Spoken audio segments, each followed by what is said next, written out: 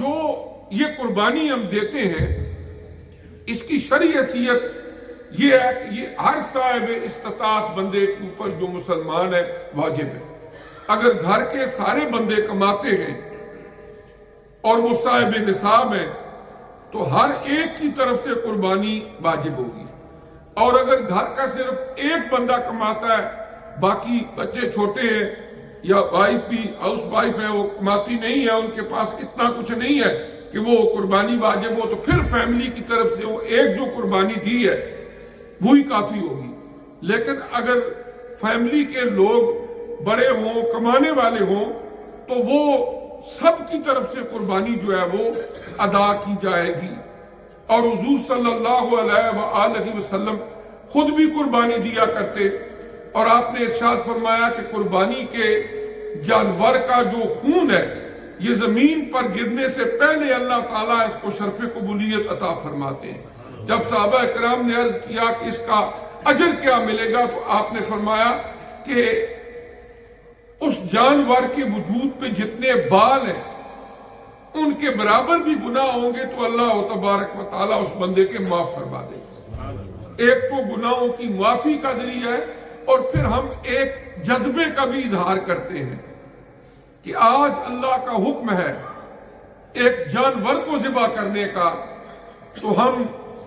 اس جانور کو اللہ کے حکم کی تعمیل کے اندر سنت ابراہیمی بھی ہے، سنت مصطفی صلی اللہ علیہ وسلم بھی ہے، اس کو ادا کرتے ہوئے قربان کر رہے ہیں۔ اور کر اللہ تعالیٰ کے دین کی سربلندی کے لیے مجھے جان مال آل کی کوئی بھی قربانی پیش کرنی پڑی تو میں اس سے دریغ نہیں کروں گا۔ ایک اس جذبے کا بھی اظہار ہوتا ہے۔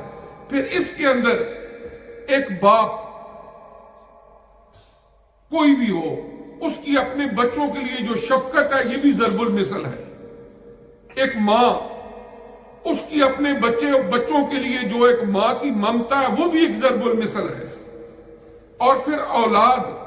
اگر وہ فرما بردار ہو اپنے والدین کے لیے تو یہ بھی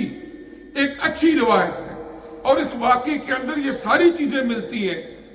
کہ حضرت ابراہیم علیہ السلام بہت پیار کرتے، دعائیں مانگ کے اللہ سے بیٹا لیا۔ حضرت سیدہ حوا، حضرت حاجرہ رضی اللہ تعالی عنہ جو آپ کی والدہ ہیں، وہ آپ کے بچپن میں مشہور واقعہ جس کے لیے ہم صفا مروہ کی سعی کرتے ہیں، پیاس میں تڑپتی ہیں اور دوڑتی ہیں کہ بیٹے کے لیے پانی مل جائے، اور وہ ماں جب انہیں پتہ چلا کہ اللہ کا حکم ہے تو انہوں نے سر تسلیم خم کر دیا کہ جو اللہ کا حکم ہے آپ کر گزریے۔ ابراہیم علیہ السلام تک جب اللہ کا حکم آیا،